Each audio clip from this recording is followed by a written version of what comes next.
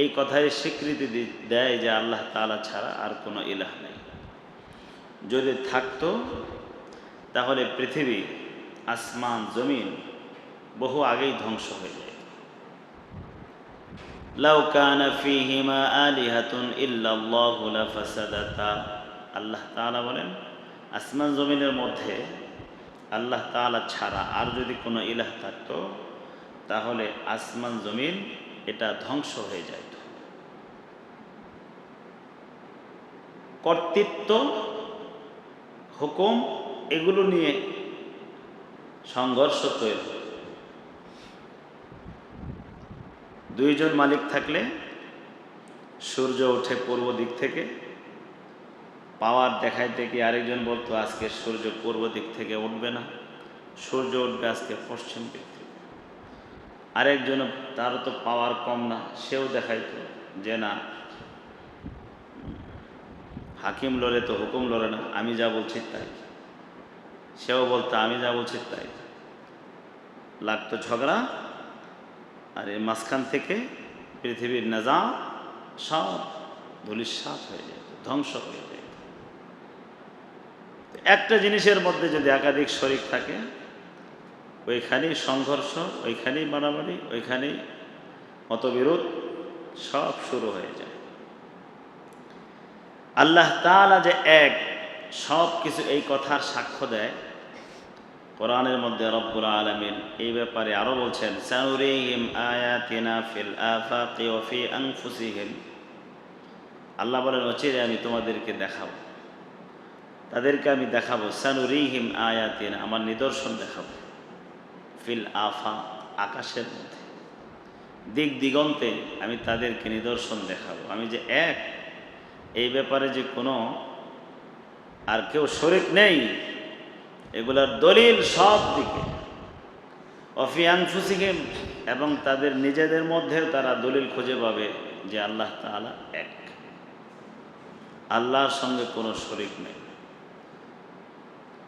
এই যে আসমান, এই যে জমিন, কত বৎসর পৃথিবীর সাগর মহাসাগর চলছে, এগুলি কার হুকুমে? চন্দ্র, সূর্য, গ্রহতারা, বাতাস, বায়ু, ঝড়, তুফান, তারকারাজি, সব কিছু রব্বুল আলামিনের নিয়ন্ত্রণ চলছে। এমন কেউ যারা শরিক করতেছে তারাও কি এটা দাবি করতে পারবে যে এই জমিনটা অমুকে বানিয়েছে? দাবি করতে পারবে না। পুরা পৃথিবীটা এক হিসাবের মধ্যে দেখলাম 51 কোটি বর্গ কিলোমিটার। পুরা এই পৃথিবীটা 51 কোটি বর্গ কিলোমিটার, পুরা এই পৃথিবীটা জলভাগ এবং স্থলভাগ মিলিয়ে। তার মধ্যে অল্প জায়গা পানির উপরে আল্লাহ পাক জমিনকে ভাসিয়ে দিয়েছেন, অল্প জায়গায়। কতটুকু? এটার বর্তমান বিজ্ঞানীরা যার হিসাব বের করেছে, প্রায় 14 কোটি 80 লক্ষ বর্গ কিলোমিটার এটা হলো স্থলভাগ। 51 কোটি বর্গ কিলোমিটার মধ্যে 14 কোটি 80 লক্ষ বর্গ কিলোমিটার হলো স্থলভাগ, আর বাকি পুরাটাই হলো কি? জলভাগ, পানি। পুরা পানির উপরে কিন্তু আল্লাহ জমিনকে বিছায় দেন নাই। বিশাল এক জলরাশি, পুরাটাই তো পানি ছিল, পুরোটাই পানি। বিশাল এক জলরাশি মধ্যে একটা অংশের উপরে আল্লাহ পাকের অর্ডার হয়েছে, হুকুম হয়েছে, এর উপরে মাটি বিস্তৃত হয়ে গেছে। মাটি বিস্তৃত হয়ে সেটা আমাদের বসবাসের জন্য উপযুক্ত হয়েছে। দেখেন পুরা পৃথিবী বাকি অংশটুকুই পানি আর পানি, এখনো পানি আছে। সাগর, মহাসাগর, পুরাটা পানি। এ সব কিছুর নিয়ন্ত্রণ একমাত্র আল্লাহ তাআলা করছেন। তো আল্লাহ তাআলা বলেন ওয়া উলুল ইলমি কাইমান বিল কিসত, আর তিনি নেই বিচারক, রব্বুল আলামিন নেই বিচারক। তিনি কারোর অবিচার করবেন না। যে ভালো কাজ করবে ভালো কাজের প্রতিদান দিবেন, যে মন্দ কাজ করবে মন্দ কাজের প্রতিদান সে পাবে। ওয়ালা তাজিরু ওয়াজিরাতুন উযরা উখরা, একজনের গুনার ভার আরেকজনে নেবে না। এই অংশটুকুর দ্বারা ওই নাজরান থেকে যেই খ্রিস্টান দল এসেছিল তাদের একটা ভ্রান্ত বিশ্বাসকে খণ্ডন করা হয়েছে। তাদের একটা ভ্রান্ত বিশ্বাস কি? তারা মনে করে যে ঈসা আলাইহিস সালাম শূলিবিদ্ধ হয়ে সব মানুষের পাপ মোচন করে নিয়ে গেছেন, সুতরাং তাদের আর কোনো পাপ হবে না। তারা দুনিয়াতে যত পাপই করুক আর পাপ হবে না, এটা তাদের একটা বিশ্বাস। এটা কত বড় জুলুম দেখেন, যে সব মানুষের পাপের ভার, পাপের দায় একজনকে তারা দিয়ে দিচ্ছে, আর তারা নিজেদেরকে হাজারো পাপ করার পরেও নির্দোষ দাবি করছে। কত বড় অবিচার! তারা বিশ্বাস করছে যে তিনি শূলিবিদ্ধ হয়ে তাদের খ্রিস্টানদের সমস্ত পাপ উনি নিয়ে নিছেন, সব পাপের বোঝা ওনার একার ঘাড়ে, আর তাদের কোনো আর পাপ নেই। আল্লাহ তাআলা বলেন এটা হবে না। আল্লাহ তাআলা কাইমান বিল কিসত, তিনি ন্যায় বিচারক, তিনি ইনসাফ করবেন। যে পাপ করবে তার পাপ তার ঘাড়ে, যে অন্যায় করবে তার অন্যায় তার ঘাড়েই চাপবে, অন্যের ঘাড়ে যাবে না। লা ইলাহা ইল্লা হুয়াল আজিজুল হাকীম, তিনি ছাড়া কোনো ইলাহ নাই, তিনি মহাপরাক্রমশালী এবং প্রজ্ঞাময়। রব্বুল আলামিন এই আয়াতের মধ্যে আগে যে বলছেন তিনি ন্যায় বিচারক, ন্যায় বিচার করার জন্য দুইটা গুণ থাকা লাগবে, আর সেই গুণ একমাত্র আল্লাহর মাঝেই পরিপূর্ণ আছে, আর কারোর মাঝেই নেই। সেই দুইটা গুণ কি কি? এক নম্বর হলো ন্যায় বিচারক যিনি হবেন তার মহা পরাক্রমশালী হওয়া লাগবে, তার ক্ষমতা থাকতে হবে এমন যে কেউ তাকে কোনো রিয়াকশন নিতে পারবে না, এরকম ক্ষমতা তার থাকা লাগবে। কারণ সে ন্যায় বিচার করতে পারবে না। আপনি বিচার করলেন, আপনাকে পাল্টা রিয়াকশন করলো, আক্রমণ করলো, প্রতিশোধ দিল, তারপর ন্যায় বিচার করবেন কেন? অন্যায়কারীরা আপনাকে ছাড় দিল না, ন্যায় বিচার আপনি করতে পারবেন না। ন্যায় বিচারক হওয়ার জন্যে এক নম্বর গুণ থাকা লাগবে, তার পরাক্রমশালী হওয়া লাগবে, মানে তার ক্ষমতায় থাকা লাগবে সবার উপরে, তার উপর আর কারোর ক্ষমতা থাকা যাবে না।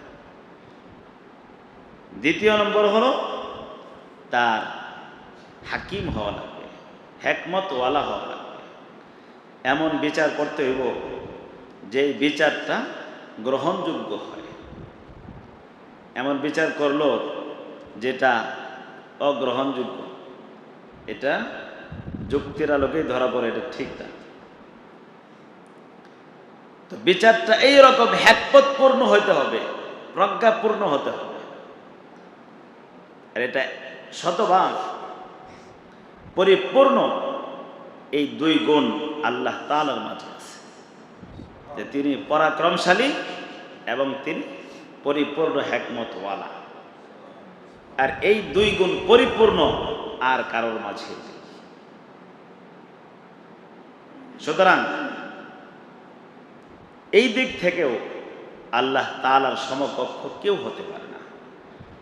রব্বুল আলামিন খ্রিস্টানদের ভ্রান্ত বিশ্বাস যে ঈসা আলাইহিস সালাতু ওয়াস সালাম, তাদের এক বিশ্বাস হয়তোবা তিনি আল্লাহ, অথবা তিনি আল্লাহর পুত্র, অথবা তাদের বিশ্বাস যে তিনি নিজেই খোদা। তিন খোদার এক খোদা দাবি করে ঈসা আলাইহিস সালাতু ওয়াস সালামের ব্যাপারে।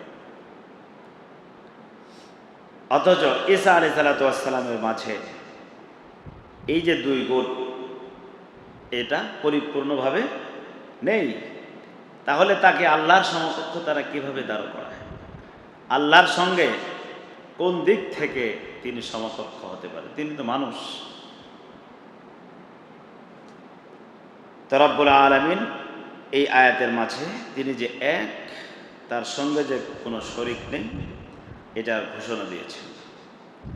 এরপরে আল্লাহ তাআলা বলেন, ইন্নাদ-দীনা ইনদাল্লাহিল ইসলাম ওয়া মা ইখতালাফাল্লাযীনা উতুল কিতাবা ইল্লা মিন বা'দি মা জাআহুমুল ইলমু বাগয়াম বাইনাহুম। আল্লাহ তাআলা বলেন, আল্লাহর কাছে একমাত্র মনোনীত দিন হলো ইসলাম। ইসলাম মানে কি? আত্মসমর্পণ করা, আনুগত্য করা। ইসলাম মানেই হলো আনুগত্য করা, নিজেকে আল্লাহর সামনে সুপর্দ করে দেওয়া, আল্লাহর সমস্ত বিধানের সামনে নিজেকে সমর্পণ করার নাম হলো ইসলাম। ওইখান থেকে মুসলিম। সমস্ত নবীরা, সমস্ত আম্বিয়া কারাম, ওনারা তাদের উম্মতের জন্যে যুগোপযোগী বিষয় উপস্থাপন করেছেন এবং ইসলামের কথাই, একত্ববাদের কথাই প্রচার করেছেন। সবাই এই কথাই বলেছেন যে আল্লাহ তাআলা ছাড়া কোনো ইলাহ নাই, আল্লাহর হুকুমের সামনে নিজেদেরকে সুপর্দ করে দাও, আর কারোর সামনে মাথা ঝুঁকানো যাবে না। তো ইসলামই হলো একমাত্র আল্লাহর কাছে মনোনীত দিন। আর আমরা যেহেতু মুসলমান, আমাদের কাজ হলো আল্লাহর প্রত্যেকটা বিধানের সামনে নিজেকে সুপর্দ করে দেওয়া। ইসলাম থেকেই তো মুসলিম। কিন্তু মুসলমান এখন নামে মুসলমান, কাজে মুসলমান নেই। কাজে নাই, নামে আছে। নামে মুসলমান, কিন্তু কাজে যদি বলা হয় আল্লাহর হুকুম মানো, একটাও মানবে না। আল্লাহর সামনে আনুগত্য করো, নিজের মাথাকে ঝোঁকাই দাও, আল্লাহর সামনে ঝোঁকাবে না, কিন্তু সে মুসলমান। এইরকম নামে মুসলমান। নামে মুসলমান হইলে পরিপূর্ণ মুসলমান হওয়া যাবে? আল্লাহ তো বলছেন, ইয়া আইয়ুহাল্লাযীনা আমানু দুখুলু ফিস-সিলমি কাফা, হে ঈমানদারেরা ইসলামের মধ্যে পরিপূর্ণ ঢুকো। নামে হলে কাজ হবে না। ওয়া মা ইখতালাফাল্লাযীনা উতুল কিতাবা ইল্লা মিন বা'দি মা জাআহুমুল ইলমু বাগয়াম বাইনাহুম। ইসলাম যখন তাদের কাছে আসলো, এই খ্রিস্টানদের কাছে, নবীজি খ্রিস্টানদেরকে বললেন, ওই নাজরান থেকে যারা আসছিল, যে তোমরা আল্লাহর সামনে আত্মসমর্পণ করো, আনুগত্য করো। তো তারা বলল, আমরা তো আনুগত্য করছি। নবীজি বললেন, না, তোমাদের এটা মিথ্যা কথা। কারণ তোমরা যদি আনুগত্য করতে, তাহলে আল্লাহর সঙ্গে মানুষকে শরীক করতে না। আল্লাহকে মানুষ বানিয়ে ফেলতেছো তোমরা, আবার মানুষকে আল্লাহ বানিয়ে ফেলতেছো তোমরা। আবার আল্লাহ পাক যেগুলি নিষেধ করছেন, শুকর খাওয়া, হারাম খাওয়া, সেগুলি খাইতেছো। তো তোমরা মুসলমান কেমনে হইলে, আত্মসমর্পণকারী কিভাবে হইলে? তখন তারা নবীজির সঙ্গে বিভিন্ন অজুহাত এবং বাকবিতণ্ডা শুরু করছে। রব্বুল আলামিন বলছেন, ওয়া মাখতালাফাল্লাযীনা উতুল কিতাবা ইল্লা মিন বা'দি মা জাআহুমুল ইলমু বাগয়াম বাইনাহুম। এই কিতাবধারীরা, কিতাবধারী বলতে ওই যে ঈসা আলাইহিস সালামকে তো আল্লাহ একটা কিতাব দিয়েছিলেন। কি বলেন, কোন কিতাব দিয়েছিলেন? ইনজিল। মূসা আলাইহিস সালামকে আল্লাহ কোন কিতাব দিয়েছিলেন? তাওরাত কিতাব দিয়েছিলেন। এরা বাকবিতণ্ডা শুরু করছে, মতানৈক্য শুরু করছে। কখন? ইল্লা মিন বা'দি মা জাআহুমুল ইলম, তাদের কাছে জ্ঞান আসার পরে। জ্ঞান কিভাবে আসছে? তাদের কাছে জ্ঞান আসছে কিভাবে? কারণ ইনজিল এবং তাওরাতের মধ্যে ইসলাম নিয়ে সর্বশেষ নবী দুনিয়াতে আগমন করবেন, এগুলো তো সব বিবরণ লেখা ছিল। এটা জানার পরেও তারা যেই জিনিসটা জানতো, যে তিনি আসবেন দুনিয়ায় এবং নবীজির সব বিবরণ লেখা ছিল, এটা জানতো তারা।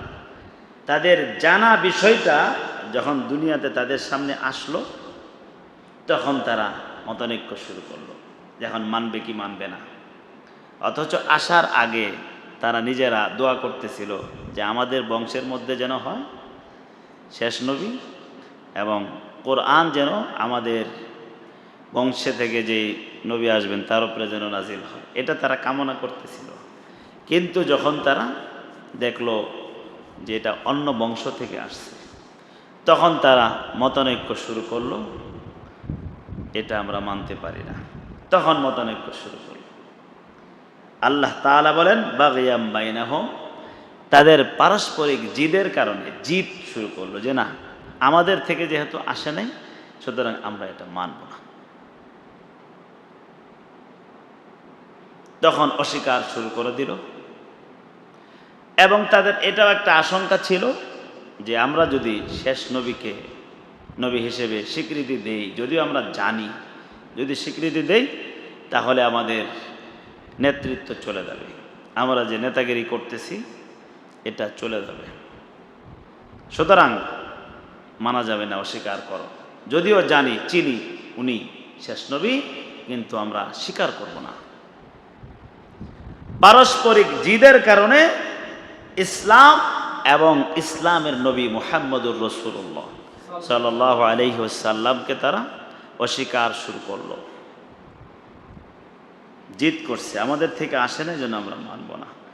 আল্লাহ তাআলা বলেন ওয়া মান ইয়াকফুর বিআয়াতিল্লাহ ফাইন্নাল্লাহা সারিউল হিসাব। আল্লাহ তাআলা বলেন যারা আল্লাহ তাআলার আয়াতকে অস্বীকার করবে, যে দুনিয়াতে কয়দিন অস্বীকার করবে, কয়দিন, যে কয়দিন হায়াত আছে ওই কয়দিনই তো, এর থেকে তো আর বেশি হবে না। ওয়া মান ইয়াকফুর বিআয়াতিল্লাহ, যে আল্লাহ তাআলার আয়াতকে অস্বীকার করবে, ফাইন্নাল্লাহা সারিউল হিসাব। আল্লাহ পাক বলেন তুমি এই কথাটা ভালো করে মনে রাখো, যেভাবেই চলো দুনিয়ায় তোমাকে হিসাবের সম্মুখীন হওয়া লাগবে, আর আল্লাহ তাআলা দ্রুত হিসাব নেবেন। রব্বুল আলামিন তোমার দ্রুত হিসাব নেবেন, এই কথাটা তোমার ভালো করে মনে রাখা দরকার। হিসাব আল্লাহ পাকের কাছে তোমাকে দিতেই হবে, হিসাব দেওয়া ছাড়া তুমি আল্লাহর সামনে থেকে এক কদম অগ্রসর হইতে পারবে না। তো ইসলাম আল্লাহ পাকের কাছে মনোনীত দিন, ইসলাম ছাড়া অন্য কোনো ধর্ম আল্লাহর কাছে গ্রহণযোগ্য নয়। এটা অন্য এক আয়াতের মধ্যেও আল্লাহ বলছেন ওয়ামান ইয়াবতাগি গায়রাল ইসলামি দীনা ফালান ইউকবালা মিন ওয়া হুয়া ফিল আখিরাতি মিনাল খাসিরিন। ইসলাম ছাড়া অন্য কোনো দিন ধর্ম যারা তালাশ করবে তাদের কোনো কিছুই আল্লাহর কাছে গ্রহণযোগ্য হবে না, এবং আখেরাতে তারা বড়ই ক্ষতিগ্রস্ত হবে। একমাত্র সফল কাম তারাই হবে যারা মুসলমান এবং যারা আল্লাহর হুকুমের সামনে আত্মসমর্পণ করবে। আল্লাহ তাআলা আমাদেরকে আত্মসমর্পণকারী মুসলিম হিসেবে কবুল ও মঞ্জুর করুন। ওয়া আখিরু দাওয়ানা আলহামদুলিল্লাহি রাব্বিল আলামিন।